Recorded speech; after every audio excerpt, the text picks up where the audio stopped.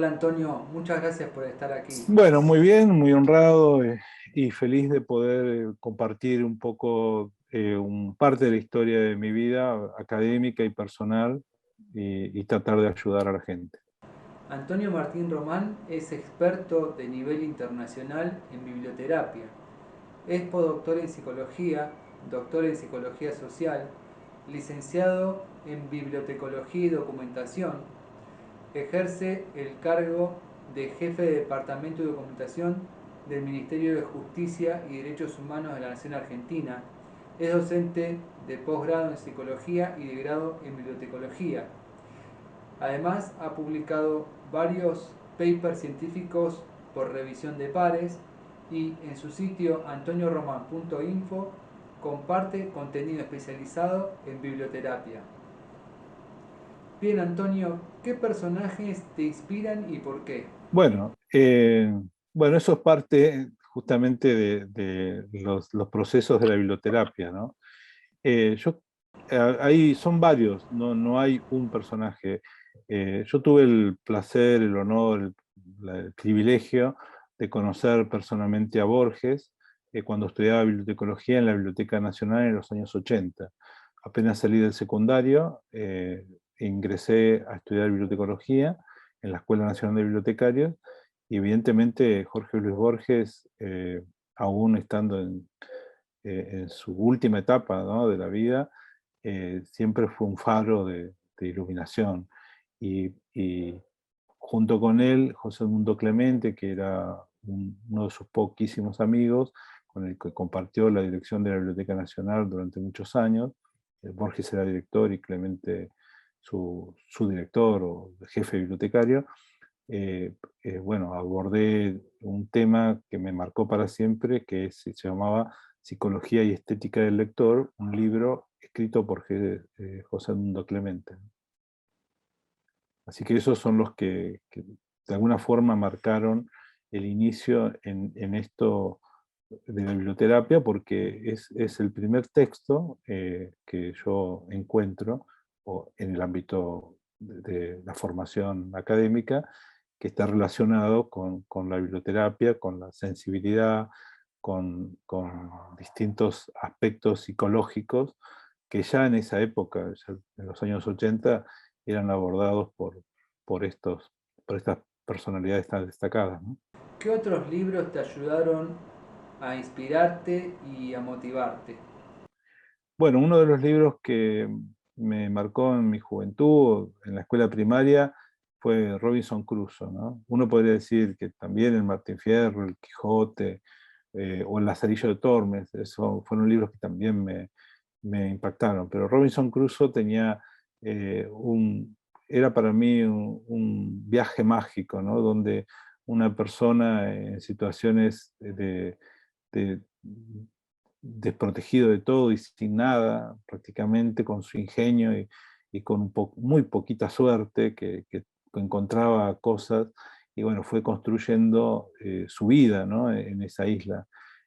Así que bueno, ese fue uno de los libros que me marcó en mi infancia, ¿no? Y por supuesto los clásicos también. ¿Cuál fue el momento clave por medio del cual decidiste que querías ejercer una profesión vinculada con los libros? Bueno, yo empecé a trabajar en una biblioteca, la Biblioteca Antonio Mentruit de Loma de Zamora, que es una biblioteca popular, muy joven, en el tercer año del secundario, y con eso yo me pagaba mis gastos y tuve ese trayecto que se combinaba entre lo que era el secundario del Colegio Nacional de Temperley, que estaba muy cerca, y mi trabajo dentro de la biblioteca, que por supuesto yo ordenaba libros, cada tanto atendía al público, pero más que nada mi trabajo era ordenar libros. Pero esa relación física con el libro y con la necesidad de alimentar y culturalmente a todos los lectores que llegaban en esa época, me movió a luego estudiar bibliotecología. Entonces, cuando terminé el secundario, eh, por, por la sugerencia de la bibliotecaria jefa, Marcela Escondras, que todavía ocupa un cargo en la Asociación de Bibliotecarios Graduados de la República Argentina, bueno, ella fue la que me motivó y por eso empecé estudiando bibliotecología, que bueno, como contaba, eh, en, en ese marco académico conocí a Jorge Luis Borges, ¿no? ¿Cómo era la dinámica de la biblioteca en ese momento y qué situaciones te llamaban la atención? Claro, en los años 80 la biblioteca no existían, por ejemplo, los videoclubes, no existía internet, ¿no? Es una época muy analógica, donde había una gran demanda, había largas filas para ingresar a la biblioteca porque no había otra fuente de información libre y gratuita o con un costo muy accesible, porque era una biblioteca popular. Entonces eso generaba una enorme variedad de tipos de usuario y de necesidades de esos tipos de usuarios, consecuentemente.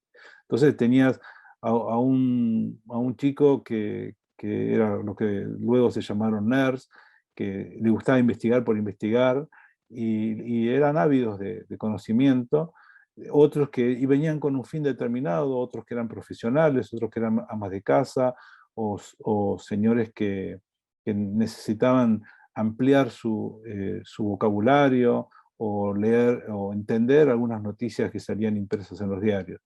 Entonces, bueno, ahí pude observar el fenómeno que causaba la lectura, porque siempre esto era, digamos, como una pulpería, como en Argentina existieron pulperías donde había como un almacén de ramos generales con una reja, donde venían los gauchos y tomaban una ginebra y contaban parte de su historia, hacían relatos. Bueno, eso está muy bien representado en el Martín Fierro, en la literatura gauchesca en general.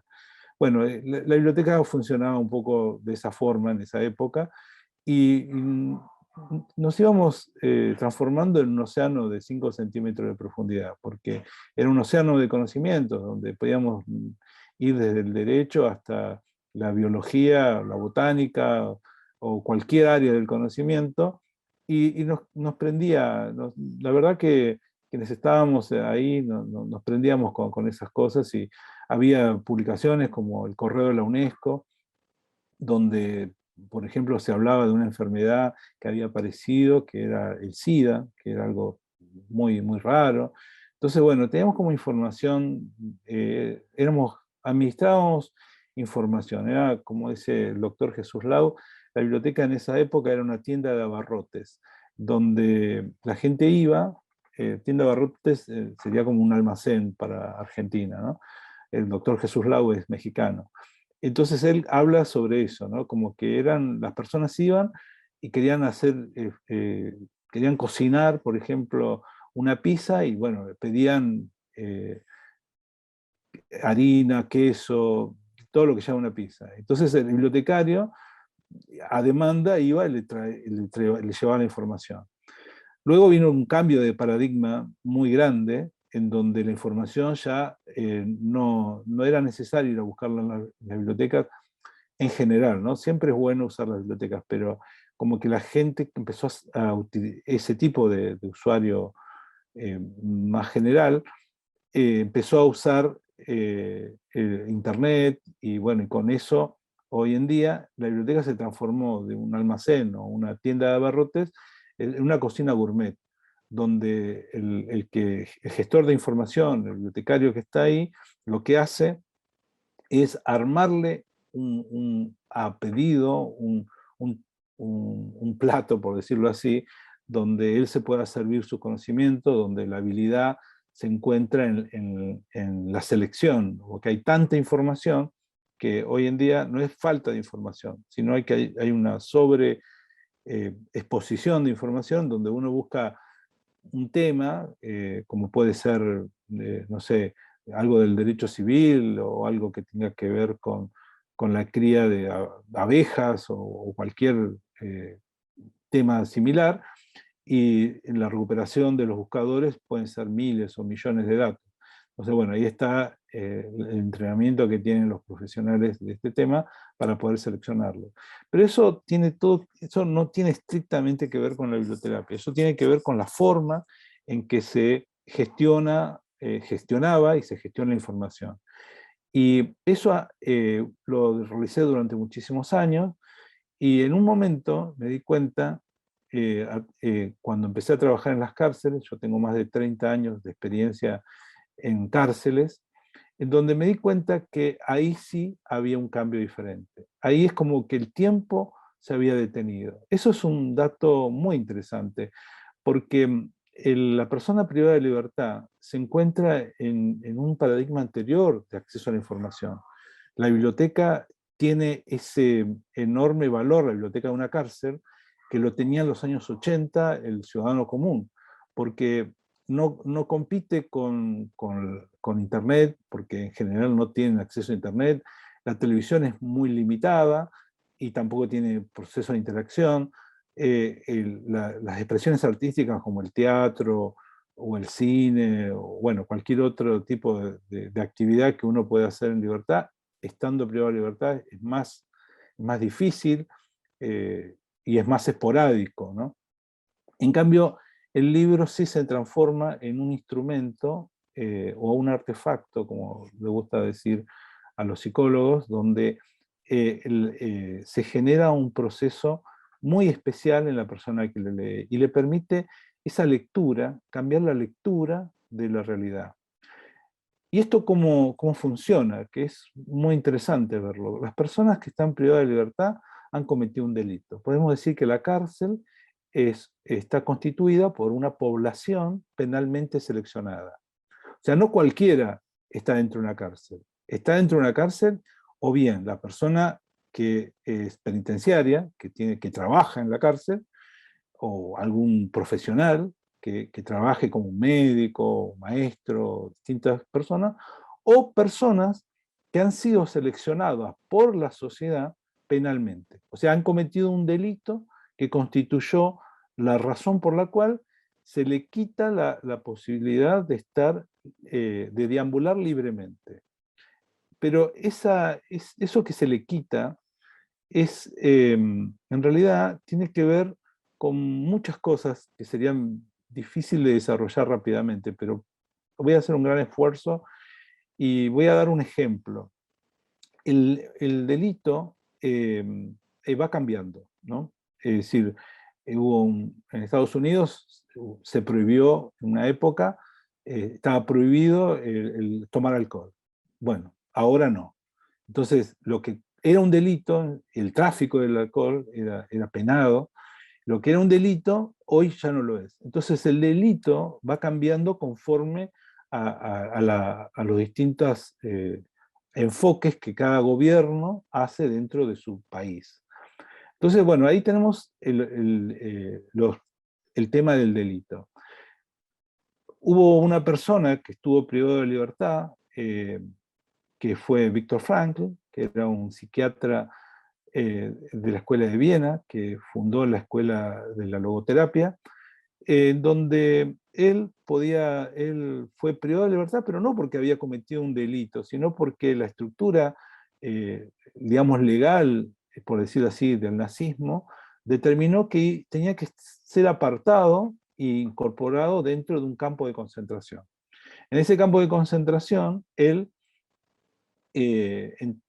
fue privado también de libertad sus padres y su esposa Tilly, que estaba embarazada, y tanto sus padres como su esposa pierden la vida en el campo de concentración.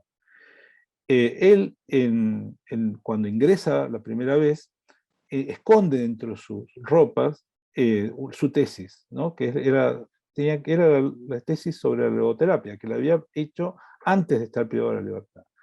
Cuando entra, la esconde, pasa el primer control y en el siguiente control le piden que se desnude. Y él le ordenan que se desnude. Y él le solicita poder tener esa tesis. Y el guardia hace caso omiso, tira su tesis, los papeles que tenía, y lo desnuda. Y Viktor Frankl dice, me quedé con mi desnudez, ¿no? Es una anécdota muy interesante que él relata muy bien en su obra, en donde él demuestra que la persona que está privada de libertad tiene, si bien está privada de la libertad, está privada de muchas cosas, conserva su mundo interior. Y en ese mundo interior, él empieza a observar el comportamiento de otros prisioneros, porque ya era psiquiatra. Por eso escribe el libro Un hombre El hombre en busca del sentido, un psiquiatra en un campo de concentración.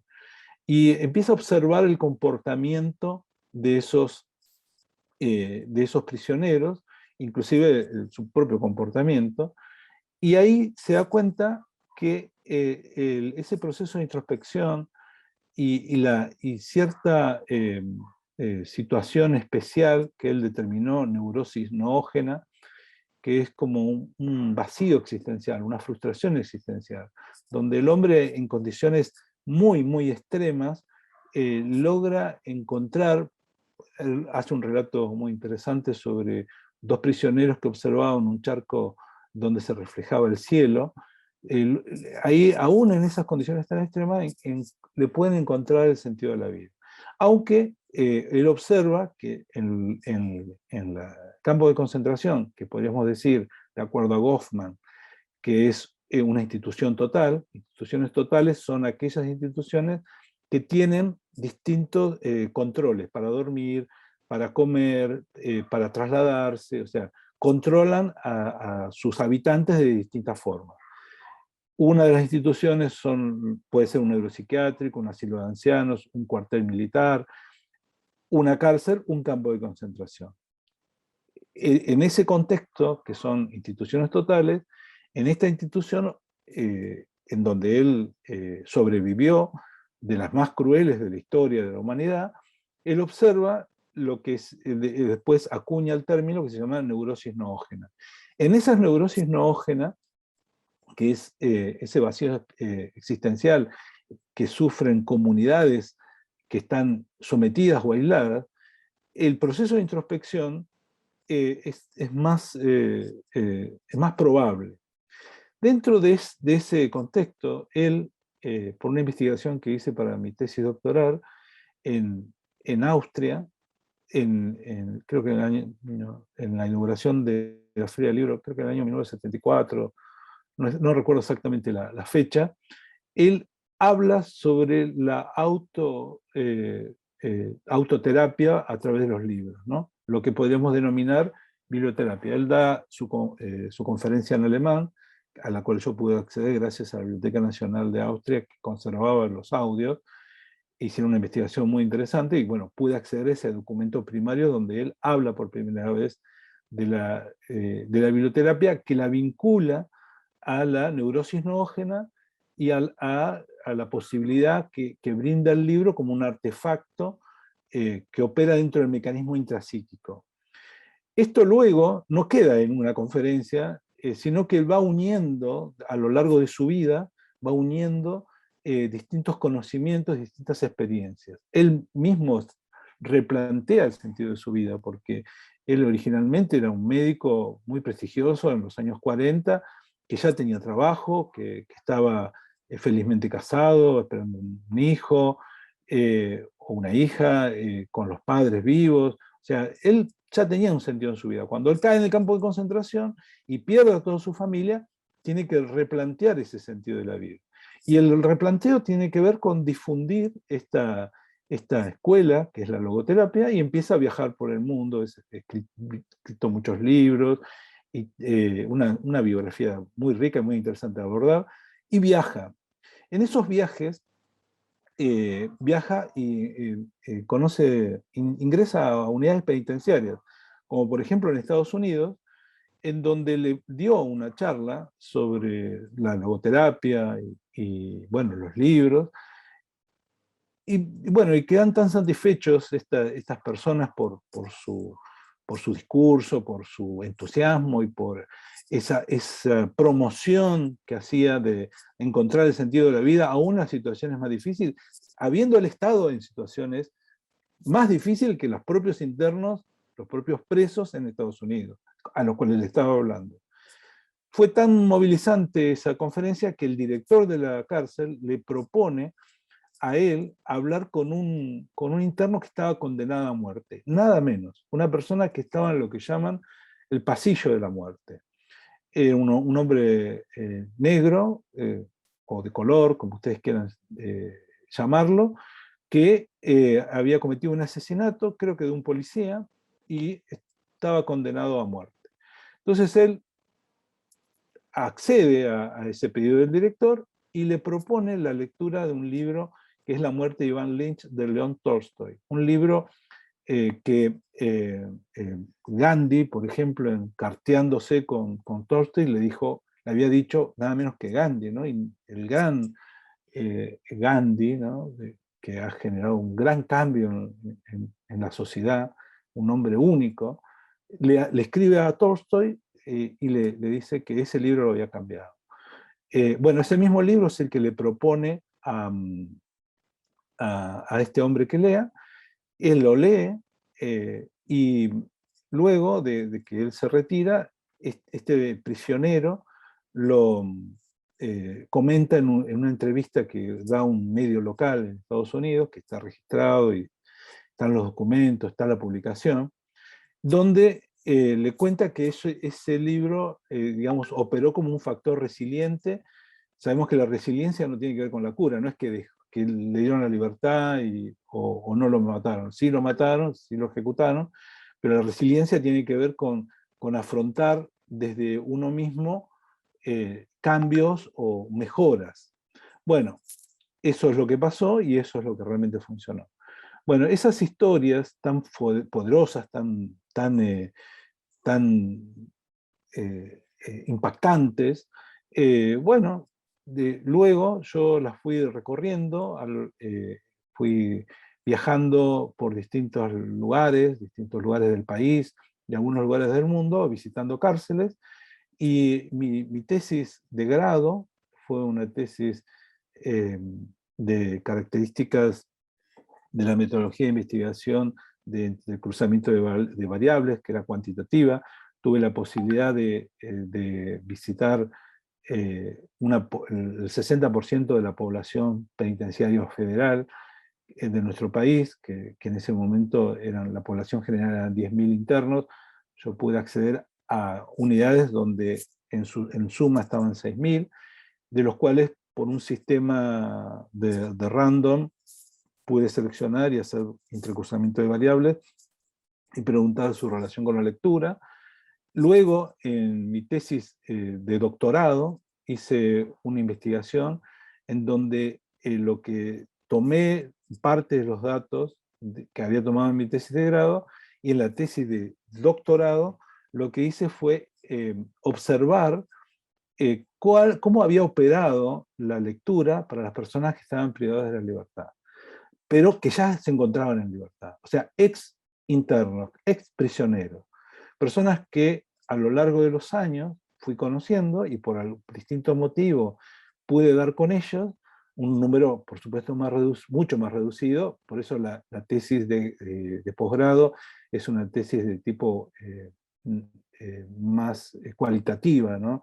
Con un contenido no de intercruzamiento de variables, sino de una selección muy especial de la población, referentes claros, entre los cuales tomé mujeres, personas con distintos niveles de delito, bueno, que constituyó un grupo representativo de aquella tesis cuantitativa, ¿no? Digamos, ahí apunté más a lo cualitativo. Y en esas entrevistas, los ex internos, ya personas en libertad, pudieron expresarse libremente, absolutamente libremente, con otras opciones, porque cuando uno entra a la cárcel, lo que pasa es que uno, no sé, le propone decir, bueno, queremos hacer no sé, guitarra. Entonces, aunque no sepan guitarra, con tal de tener una actividad distinta, van y hacen guitarra. Vamos a hacer cocina, vamos a jugar al fútbol, lo que sea, todo puede operar como un factor de distracción a contrasistema de estar privado de la libertad. Pero cuando una persona es libre, justamente tiene la libertad de decir, no, mira, no te voy a atender porque voy a mirar la tele, o porque voy a viajar, o porque no quiero recordar lo que me había pasado en esa época. Bueno, pude dar con un grupo significativo que generosamente se prestó a esta investigación, y ahí, bueno, pude observar cómo eso operaba positivamente. Fue un largo proceso de aproximadamente 16 años de investigación, donde, por ejemplo, desarrollé un documental que se llamó Libros para la Libertad, junto con una colega periodista y que también es bibliotecaria, Carolina López Escondras, y bueno, ahí pudimos tomar testimonios de qué es lo que pasaba en la mente de las personas cuando leían, ¿no? ¿Por qué decidiste hacer una investigación bibliográfica de revisión sistemática respecto de la biblioterapia? Bueno, bueno, evidentemente el público va a saber claramente que estoy atravesado por la biblioterapia, porque bueno, lo he recorrido desde muy temprana edad, ¿no? O sea, primero como lector, después como trabajador en una biblioteca, luego como bibliotecario recibido, después ya en mi grado de licenciatura hice la primera investigación. En el posgrado hice un análisis de la segunda, de la primera investigación, y por último llegué al nivel, digamos, académicamente más alto, que es el postdoctorado. En el postdoctorado que desarrollé en la Universidad de Flores, hay un método que se llama PRISMA, que es un método de construcción de consenso científico que está originalmente diseñado para revistas científicas médicas, donde lo que se logra con la construcción del consenso científico es que uno ingresa en bases de datos certificadas, bases de datos de publicaciones científicas por revisión de pares.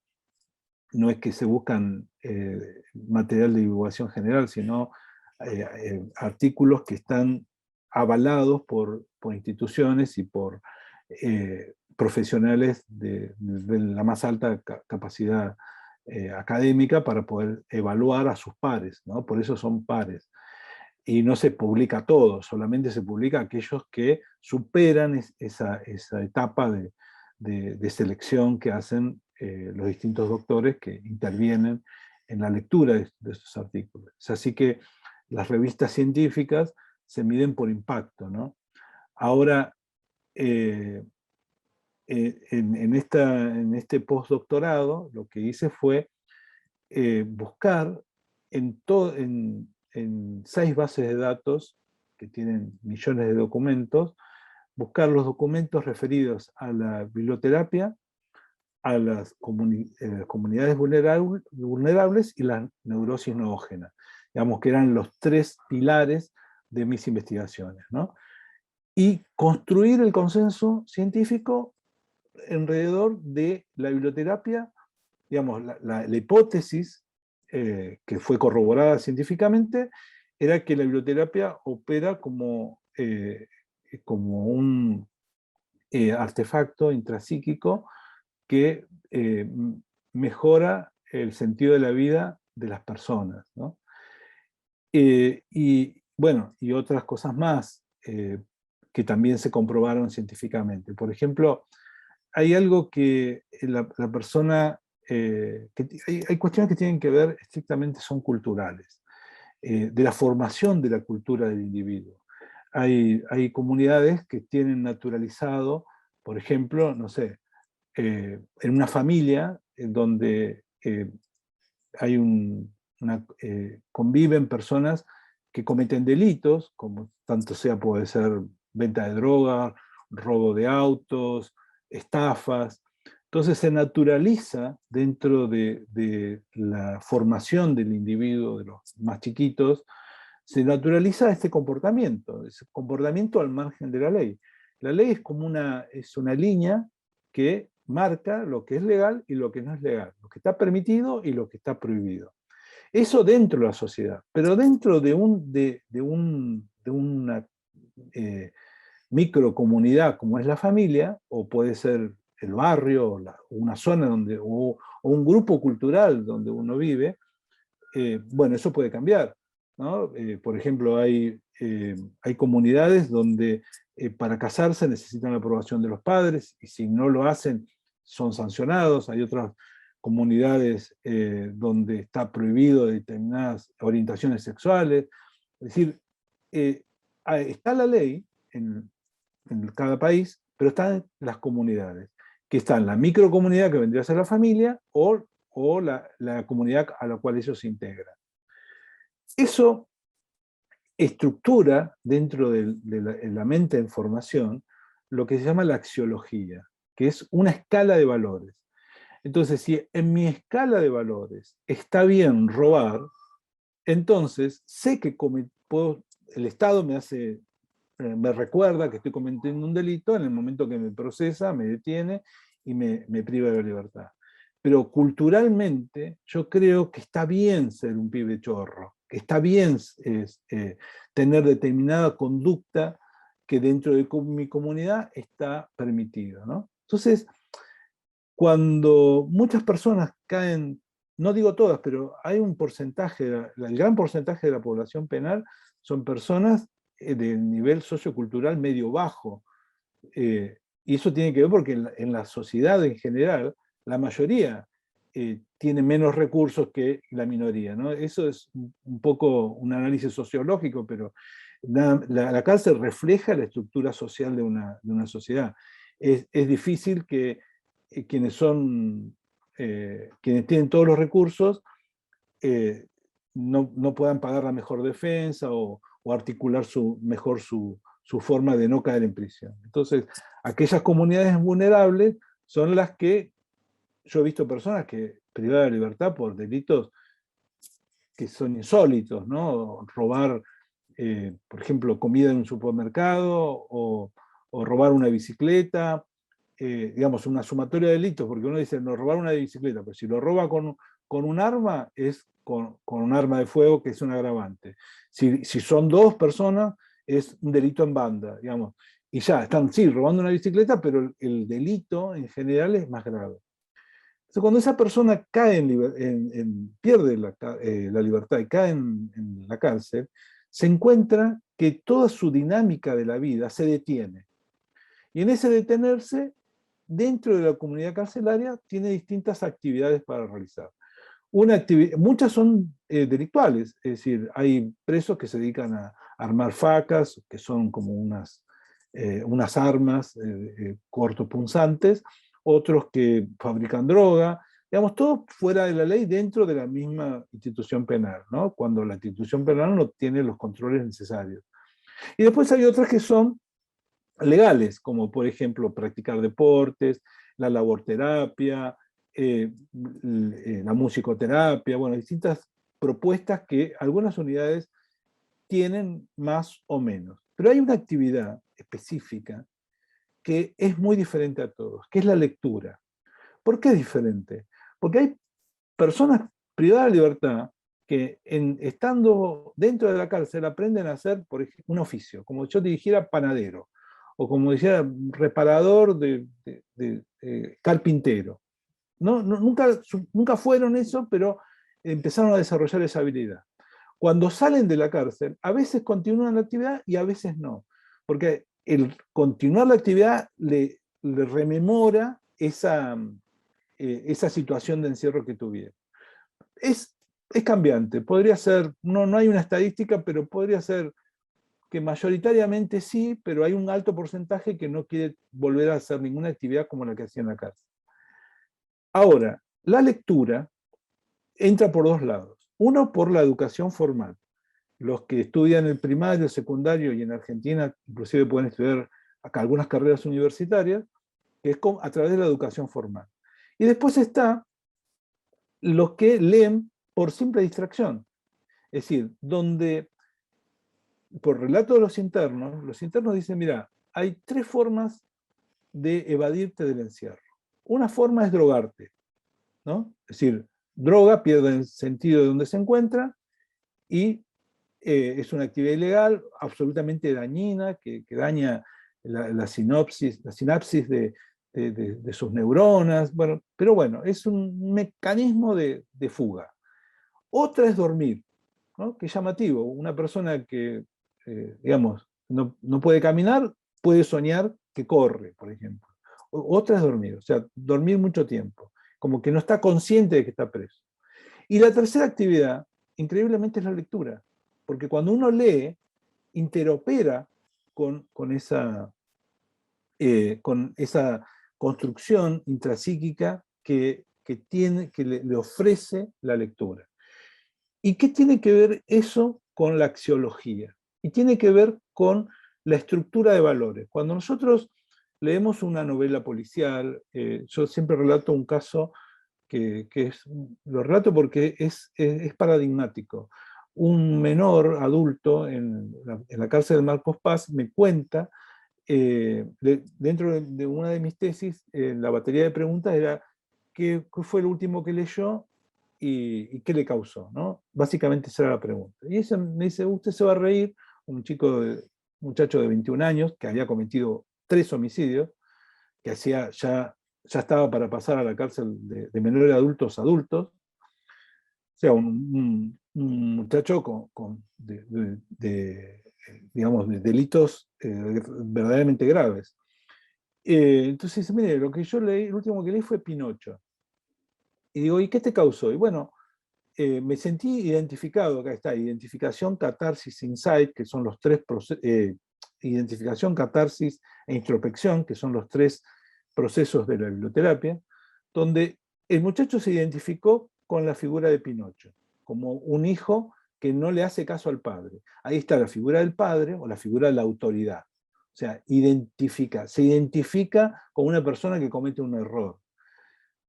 Que el error es irse con las malas juntas, que consecuentemente lo llevan a la isla de los burros, creo que es, que él análogamente lo lleva a la cárcel. Es como él no hizo caso al mandato familiar de portarse bien, tuvo malas juntas, y la consecuencia de la mala junta fue la cárcel. Lo mismo que le pasó a Pinocho. Entonces se identifica, sufre el proceso de darse cuenta que esta persona había cometido un error, Pinocho, bueno, o él, y después hace ese proceso de introspección, donde hace una nueva lectura de su axiología, su escala de valores, le demuestra que no es los delitos que cometió no eran graciosos, no eran delitos que estaba bien, que había que hacerlo, que era la ley de la calle, que era matar o morir, sino que había otra forma. Y la lectura lo cambió. Hay otro caso de un interno que se llama Roberto Sosa, que yo lo menciono en el documental, que lo conocí en el año 86, cuando era voluntario en la Biblioteca Universitaria de la Cárcel de Devoto. Yo trabajaba de voluntario y él estaba preso. Y en el año 91 es el primer abogado que se recibe dentro de la cárcel. Es el primer caso en la Argentina. En el año 93 recibe el indulto. Y el mismo año le dan un trabajo, digamos, para apoyarlo como ejemplo en el Ministerio de Justicia. Y coincide que yo también ya trabajaba en el año 93 en el Ministerio de Justicia, yo empecé a trabajar en el año 91. O sea, en el 93 ya me encuentro con él y digo, ¿qué hace Roberto acá? Y dice, no, me dieron el indulto y ahora estoy trabajando acá en política criminal. Ahí esa persona nunca más cometió un delito. No solo eso, sino que estudió, se reformó y empezó a ayudar a otras personas privadas de la libertad. Constituyó una familia, un empleo digno, y por otra parte fue faro, tanto así que fue el protagonista del documental que desarrollamos en su momento, y digamos, es un buen ejemplo a seguir. Y demuestra cabalmente, empíricamente, que la lectura opera como un mecanismo intrapsíquico que cambia la axiología y además le permite una nueva lectura de la realidad. Otra de las investigaciones que yo he abordado son los imaginarios sociales, que están muy bien desarrollados por el filósofo greco-francés Cornelius Castoriadis, que habla de los imaginarios sociales constituidos y constituyentes. ¿Qué son estos imaginarios? Bueno, son como estructuras preexistentes al ser digamos, nosotros nacemos y ya antes de nacer hay imaginarios preexistentes, ¿no? Donde el color de piel, el lugar de donde nació, el nivel sociocultural, bueno, la nacionalidad, bueno, un montón de características preexistentes establecen una pauta que influye en nosotros aún sin saberlo, ¿no? Desde que nacemos. Y hay otros que van cambiando, ¿no? Es decir, yo nací en una época donde no había divorcio, no había matrimonio igualitario, no se hablaba digamos, no había estos derechos que luego, esta ampliación de derechos que se fueron desarrollando en los últimos años. Entonces, bueno, ahí cambia el imaginario social. Lo que hace la lectura es, otra vez, tener una mejor lectura de la realidad, interactuando en los imaginarios, porque tomemos el caso de lo que es para Estados Unidos el Martín Fierro. Me han dicho que Moby Dick, por ejemplo, hace un corte sobre el imaginario que había en ese momento sobre una actividad tan importante como era la caza de ballenas. En Argentina podemos decir el Martín Fierro, ¿no? Que también ha sido cuestionado, pero que opera sobre un imaginario. Y esa estructura que tiene el Martín Fierro, donde da consejos, donde habla sobre el amor fraternal, bueno, ese tipo de mensaje que dan esas obras, bueno, operan dentro de los imaginarios de la sociedad y uno cuando las lee las identifica. Yo suelo mencionar dos talleres muy interesantes. Uno en la cárcel de mujeres de Santa Rosa de la Pampa, y di un taller sobre violencia de género utilizando el cuento La intrusa de Borges. Un cuento muy fuerte, donde hay distintas figuras como la trata de personas, la cosificación de la mujer, el amor entre hermanos superior al amor a una mujer, que consecuentemente deriva en el asesinato de la intrusa, ¿no?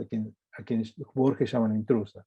Bueno, eso causó en las internas identificación, catarsis e introspección. Se identificaron porque si no fueron ellas, conocían a mujeres que habían sido víctimas de atrocidades similares a lo que relata Borges en el cuento. Catarsis porque se enojaron mayormente por lo que estaba ocurriendo, y el proceso de introspección que le permitió tener una diferente lectura sociocultural de lo que les pasaba, aún siendo personas con muy bajo nivel de educación letrada, ¿no? Algunas eran semi-analfabetas, provenientes del noroeste, algunas paseras, llamadas collas, otras de nivel primario completo, algunas con secundario. Entonces, ahí, digamos, la lectura generó esa movilización. Y otro de los casos fue recientemente de un taller para operadores de la universidad que operan dentro de las personas que están privadas de libertad por violencia de género. Es decir, hombres que han cometido homicidio o abuso sobre mujeres que están privadas de libertad, donde utilicé el mismo libro, donde también operó de la misma forma, porque les permitió desde una tercera persona observar la brutalidad del comportamiento de estos personajes y ellos a su vez articular algún tipo de explicación que en algunos casos habrá sido más útil que con otros. Hay una sola observación que hago respecto a cómo opera en el mecanismo interpsíquico la lectura en las personas privadas de libertad, que no lo hace de la misma forma con aquellas personalidades denominadas psicópatas. Los psicópatas, la lectura no los transforma, no los hace empáticos. Si bien la lectura en general construye empatía, el psicópata ya vienes con esa falencia, o sea, carecen de esa condición empática. No obstante, si bien no tiene esa, no opera como una reestructuración axiológica, el único aspecto bueno que tiene es que por lo menos le otorga una actividad que no es delictual y que permite, como me lo han dicho, al personal penitenciario, decir, bueno, le damos libros, se pone a leer y entonces no anda haciendo líos por los pabellones. Ese sería la población psicópata está estimada por algunos investigadores en el 1% de la población. Y dentro de la cárcel ese 1% puede variar en 2 o en 3. Sigue siendo muy reducida aún dentro de una cárcel. Pero, o sea, no representan la mayoría. O sea, es el único caso donde la biblioterapia como instrumento de operación intrapsíquica no puede modificar esa característica que es la psicopatología. ¿Cuál considerás que es el potencial que tiene la biblioterapia para operar en otros espacios o instituciones totales? Bueno, eso, bueno, la doctora Lozada, que es la vicedecana de Psicología de la Universidad de Flores y otros, que tiene varios doctorados en psicología, en sociología y que se ha involucrado. Con ella hemos escrito un artículo, 2 artículos. Uno fue especialmente dirigido a psicólogos, donde se le consultaba sobre qué libros ha utilizado en sus sesiones de terapia y cuál fue el resultado. Y otro artículo que fue publicado por la revista de psicología de la Universidad de La Plata, una muy prestigiosa revista de psicología que también tiene referato por pares, en donde él llama hace una entrevista y donde abordamos el tema de la interdisciplinaridad.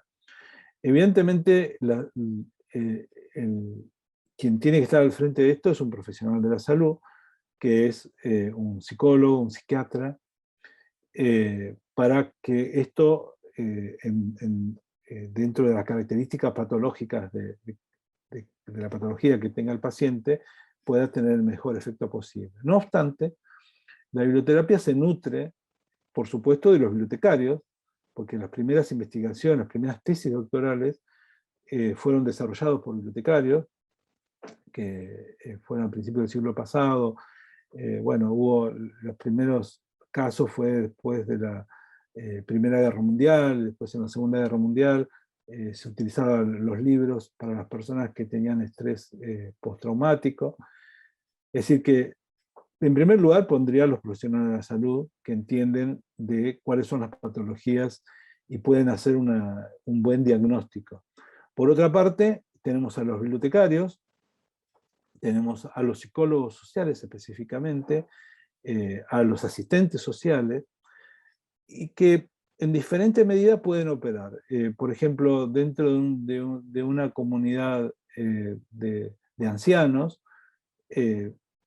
podría un bibliotecario desplegar lo que se llama política de desarrollo de la colección de acuerdo al perfil de los usuarios y, y estimularlos en la lectura o en talleres literarios, bueno, en la educación, por supuesto, también.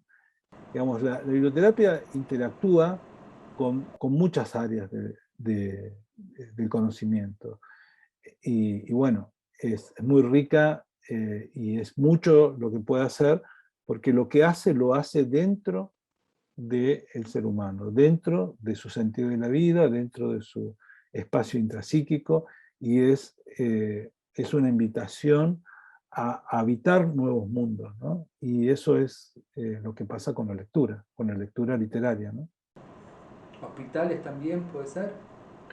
Bueno, el Hospital de Niños en Argentina tiene bueno, en la Ciudad de Buenos Aires y en La Plata, hay claros ejemplos de que el libro funciona muy bien como un mecanismo resiliente.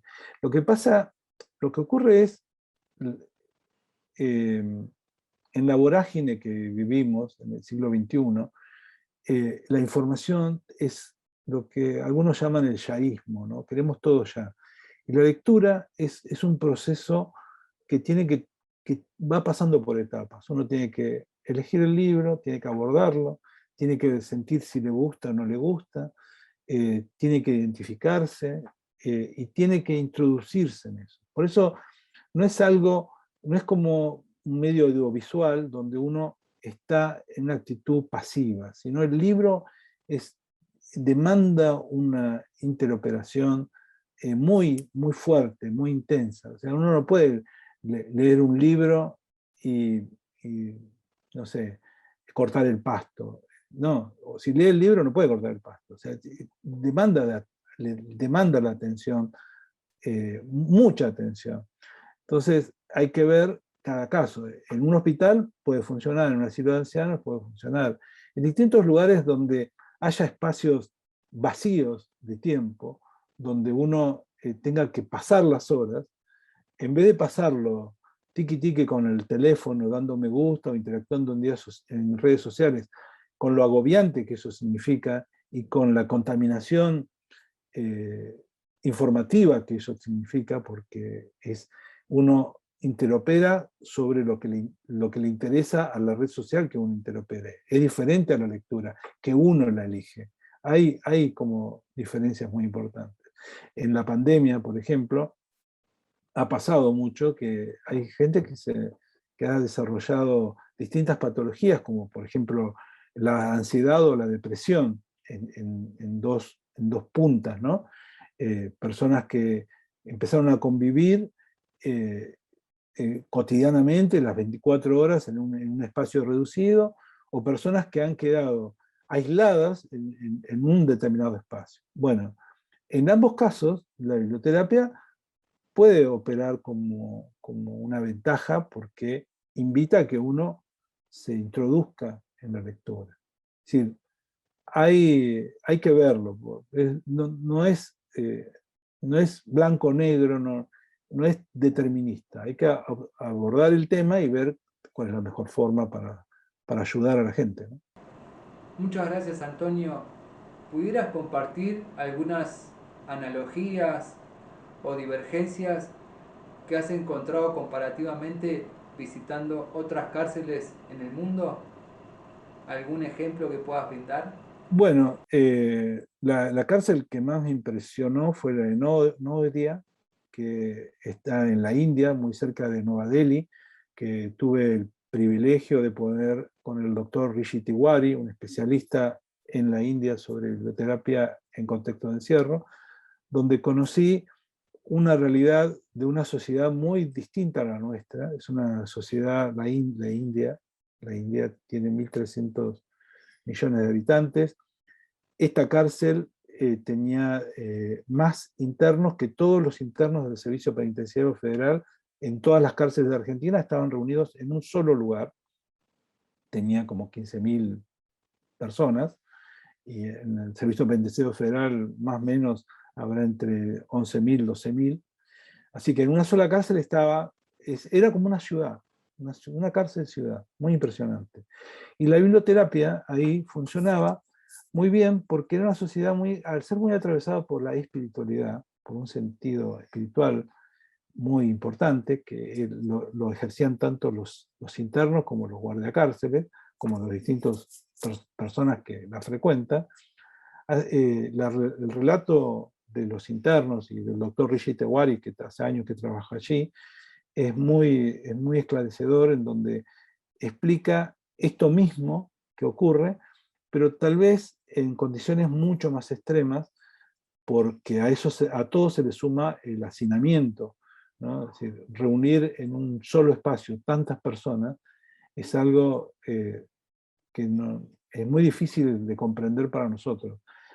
Pero lo que sí, la lectura en esos casos, la lectura de textos bíblicos, perdón, de textos religiosos, no necesariamente bíblicos, porque ellos tienen otras religiones, también hay cristianos, pero hinduistas, budistas, otras religiones, hacía que la lectura les hiciera mejor o menos peor su estancia estando privado de libertad. Creo que, bueno, hay un video con una entrevista que nos hace un medio hindú que está subido en mi página, lo pueden ver y pueden escuchar al doctor Rishi Tewari y ver la cárcel.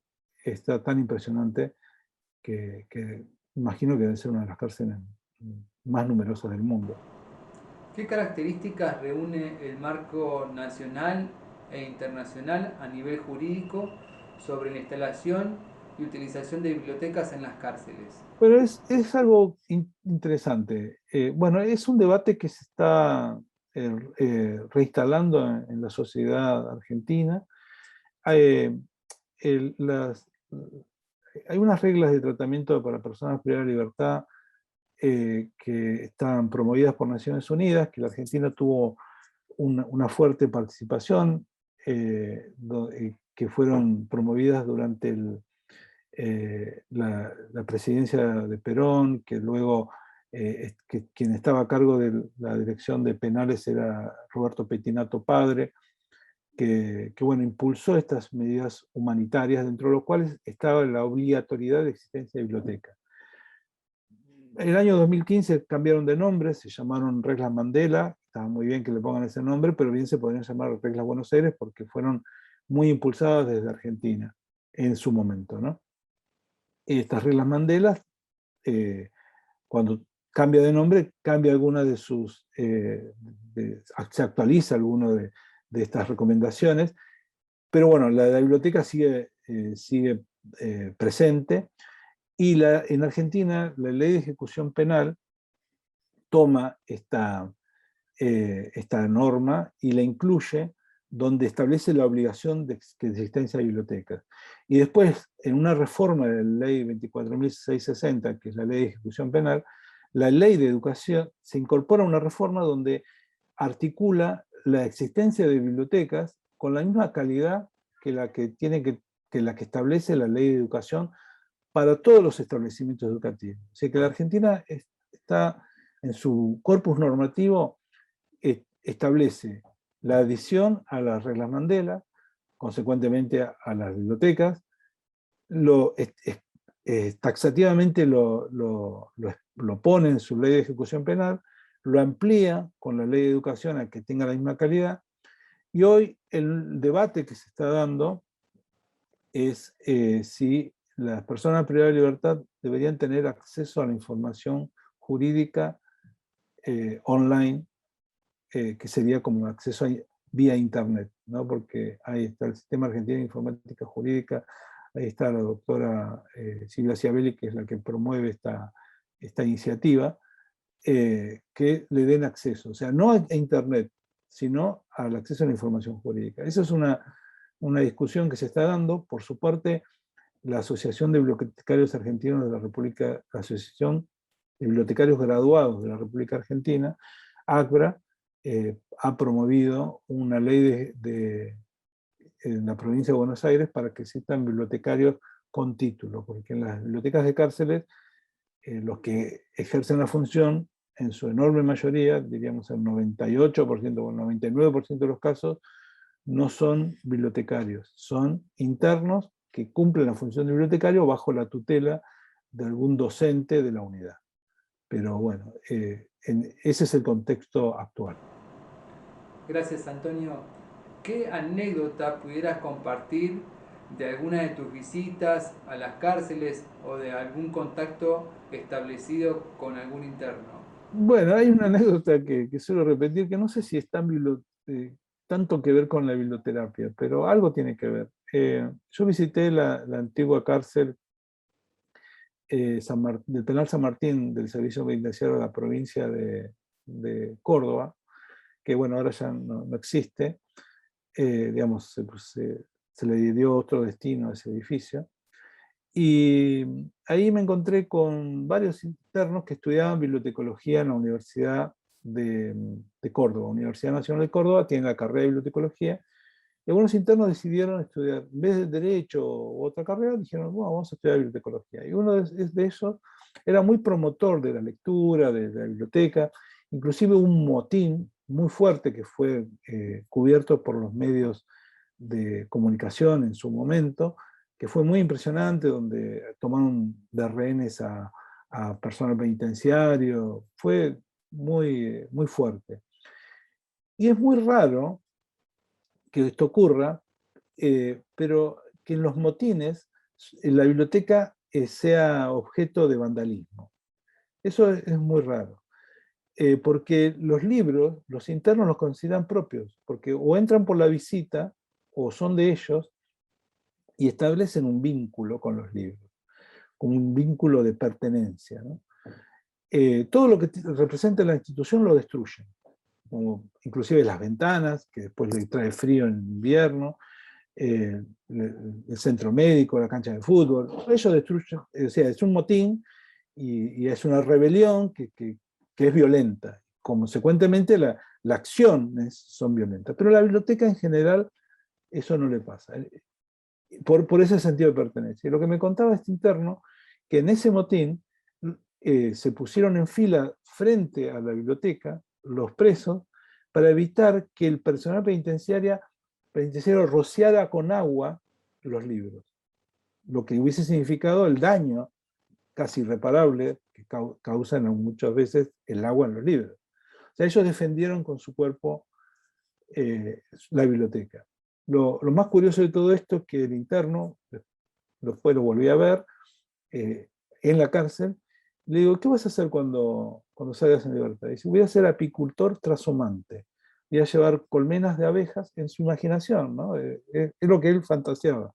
Voy a llevar colmenas de abejas a los campos y voy a pedir permiso al dueño del campo para poder así sacar la mejor miel.